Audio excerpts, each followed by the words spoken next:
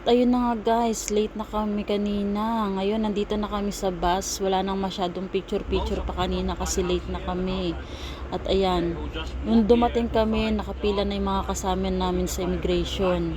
Eh bawal naman ang cellphone doon na magkuha ng pictures or video, bawal doon. Kaya dito na lang tayo mag-start sa bus. Fast forward na lang natin siya. Ayan, today's nandito kami sa China at pupunta kami ng South China Queen Yuan para mamasyal at itutur namin kayo doon. Ayan, malayo-layo yung biyahe rin. Sabi sa amin ng tourist guide namin 3 hours daw, 3 hours. 3 hours ang aming pananatili dito sa bus na to. Ayan. Pero safe naman sana kaming makarating doon, wala naman sanang problema. At isa pa, wag sanang umulan para maganda naman ang aming pamamasyal, di ba? Ayan. Kasi nag-uulan-ulan sa ngayon eh. Tignan nyo guys yung mga ano rito ko. Yung sa kuryente, parang sa Pilipinas lang. Ayan. Nilalakbay namin yan ng kahabaan ng kalsada. Ayan, fast forward na lang ulit tayo at nandito na tayo paliko. Malapit na raw kami sa kakainan naming restaurant. At ayan, nakababa na kami ng bus. Nandito kami sa kakainan naming restaurant. Ayan, ibang restaurant yata yung kakainan namin ngayon. Libre na siya, kasama na siya dun sa package na binayaran namin. Ayan, halika, pasok tayo. Tingnan natin kung ano yung mga food nila dito. Ayan, wow. Ang ganda ha, para siyang para siyang mamahaling restaurant din ha. Ayan, sila yung mga kasama ko. Ayan. Buti nga't maaga-aga pa kami, hindi katulad ng nakaraan na namin tour. Ay, late na talaga kami noon. Akit tayo sa taas.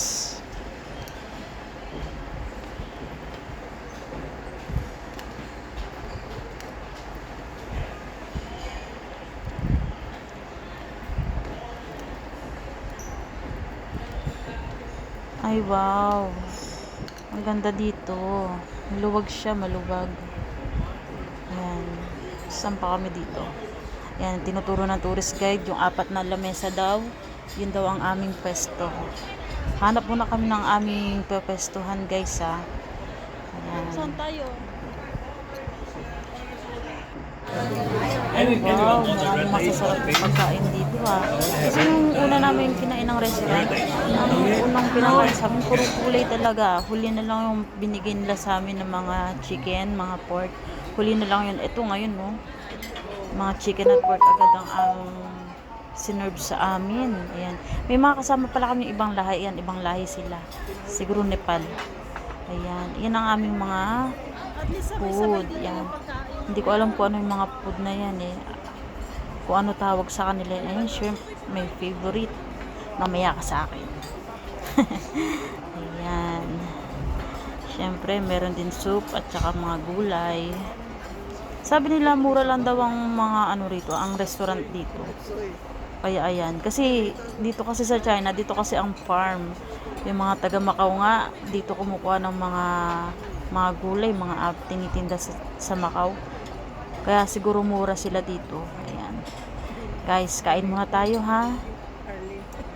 Oh, 'di ba? Sarap 'yan. Steam pork. Ayan. Kain muna kami, guys. Kain muna. Kain din kayo diyan.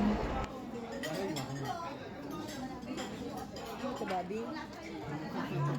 Yan.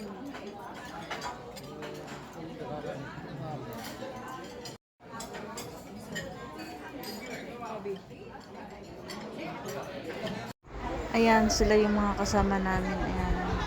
Yung iba mga nagtayuan na, mga nagyosi sa labas. Ayan. Ayan sila. Ang laki dito. Oh. At ito yung aming lamesa sa kabila. Ayan. Wala na natira. Ako na lang. Tingnan nyo guys. Oh. Ang dami pa namin tira.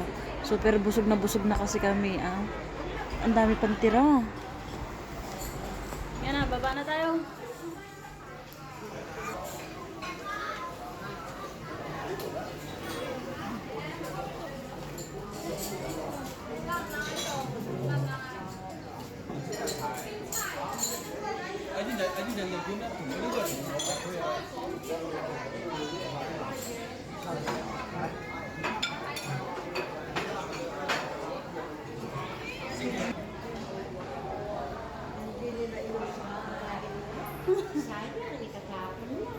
chasing or following to the mountain? Mountain, yeah? Only one person go to this. Only one person only. So you I talk to him.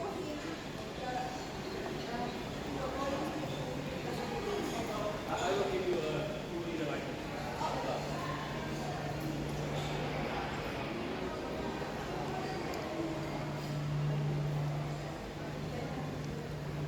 O, di ba?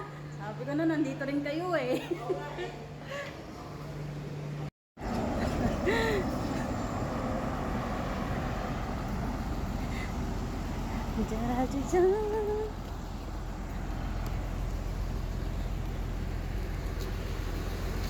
Init.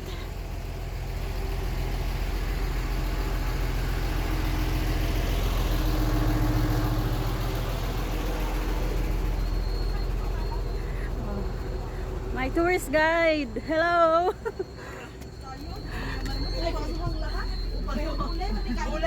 Parang gumaling na yung tuhod ko.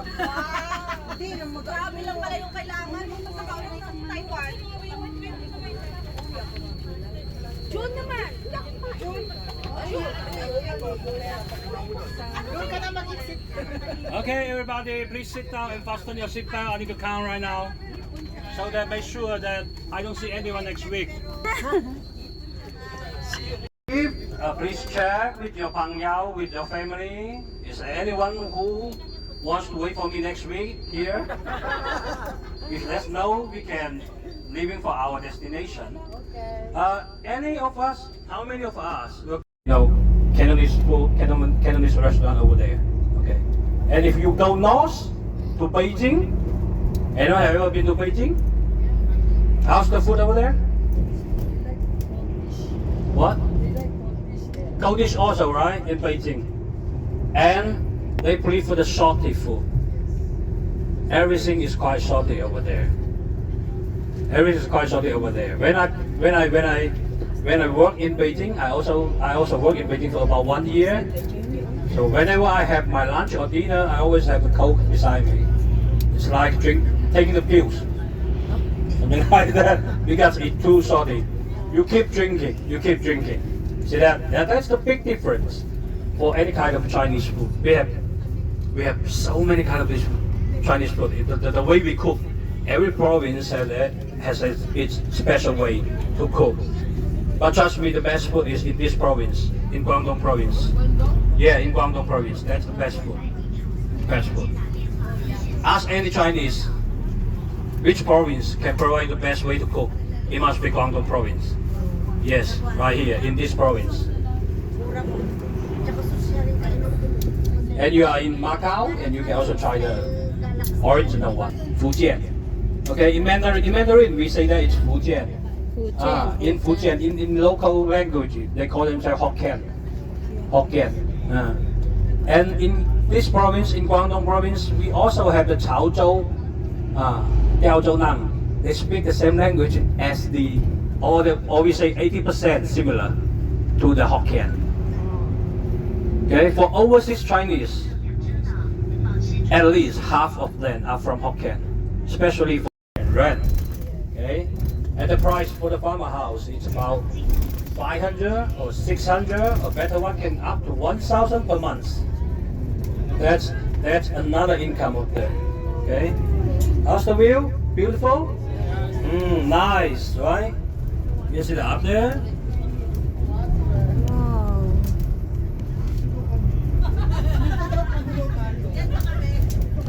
Kulay green yung water drifting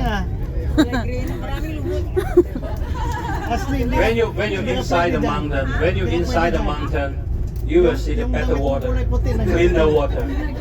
Inside the mountain, you will see the cleaner water. Oh, green na. Yeah, and the waterfall. Shark. Buhaya. Crocodile bear. What? Crocodile. No. No. No crocodile. Tinatakot mo naman yung... Kaya mag-water drifting. Wala kayo. Malapit-lapit ngayon. How do you say crocodile in Philippines? Buhaya. Buhaya. Buwaya. In Indonesia. But buhaya is a lot of people the government charge. You see that? In Indonesian, crocodile is also buaya. Buaya. For Indonesian, it's also buaya. But they will ask me that, is there any buaya inside? No. But we do have a lot of buaya dana here. Yeah, inside the government. The government. Buaya dana means playboy. Oh, In Indonesian, buaya dana means playboy. Playboy ang ibig sabihin ng buhay. Government is corrupt. Buaya means corrupted officer, right? Yes. Corrupt. I say, in China we also say that. Okay, buaya. For the also the corrupting officer, or we may call it, disgusting way is a rat. Alright. A rat. A rat. Because a rat steal rice. Right? They steal food. Too tight.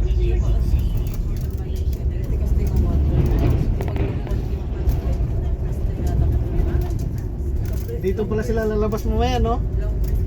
So everybody is quite enjoy the view here, right? Nobody wanted to stay until 1 week, right? You know this place is called Wulongxia. It's quite famous. It's quite famous, and it's not so far from Guangzhou, the capital city of this province. Actually, it takes 1.5 hours only from Guangzhou to Wulongxia here. So during weekend, a lot Wag kang local food, uulan, actually. wag kang uulan. During weekend, yeah, this place called Wulongxia. Especially during the summer, during summer vacation. If you come in here by June or August, these 2 months, it's very crowded, full of people. You can see people anywhere. Inside there, you can see people, no view. People Ano yung only. nasa taas? White na yun? Snow? No snow. No snow here. It's too hot here. No snow. Lusaw agad. Hindi yun nasa taas kasi may mga puti-puti oh. Amag yan, amag. Kala ko may snow na eh. Parang pupunta na tayo ng Baguio. Malamig dito ah. Hindi, papuntang Tarlac. Ano lang to? Oo. Ayun kasi sa taas oh, may mga puti-puti.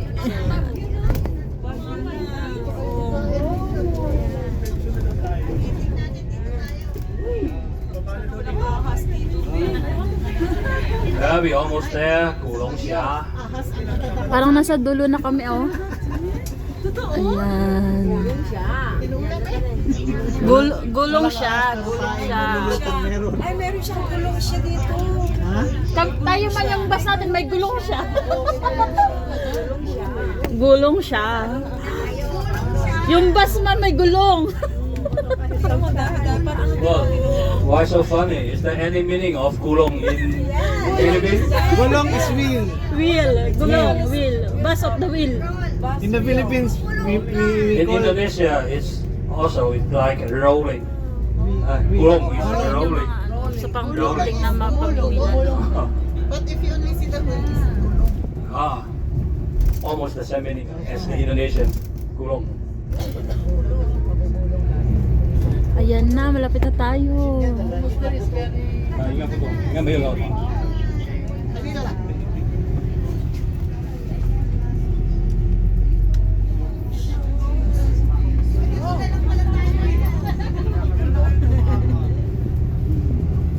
They also have lots of, the local farmers, they also do that kind of business. Small hotel. Small hotel. For those gonna spend their holiday vacations here. Fiesta pala dito. As I told you, the temperature inside the mountain could be 2 or 3 degrees lower than the one in the city. Ang ganda So dito. during the summer vacation, a lot of people will come here to spend their vacation.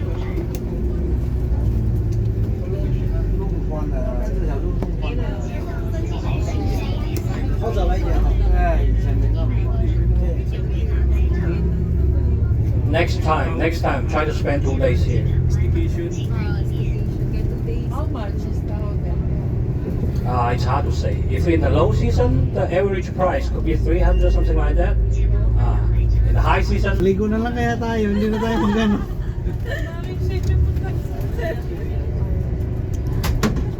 Bakit maraming swimming pool? Hindi naman sila mahilig maligo, di ba? Display lang yan. Hindi naman sila mahilig maligo.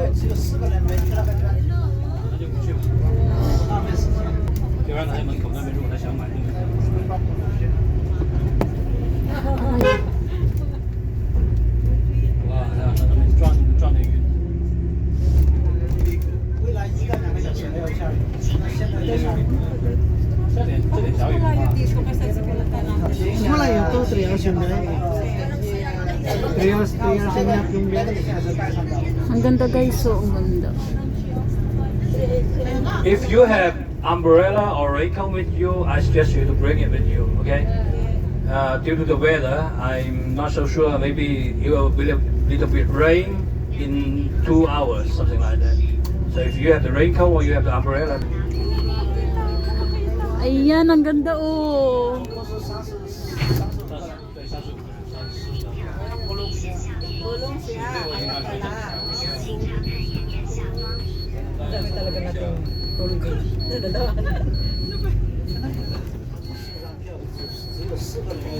Ah, nasa dulo yata tayo ah. Dulo ng mundo. Nasa dulo na tayo oh. Dulo ng ano. Dulo ng gulong. Hindi ulan yan, huwag kang maingay. Hindi nga ni Cherry, take positive. Gumanon-ganon ka mo. Hindi mo sa Pilipinas sa atin. Ah, yung sama sa'yo. Kasi taguan. Sayawan daw natin yun. Is this for sale in the car? you want it? Puro kotse sila oh. Kasi nga, walang ano talaga dito. Ang cute ng ano niya, oh. Ang cute ng ano niya, di ba? Walang tao. Nandito pala yung mga kotse, wala sa kalsada. Ang mga tao. Okay, everybody, we're almost there. Ayun When we ang get off the mga bus, basa sila oh. we will have a group photo first, Yes, okay? yes, group Over photo. here.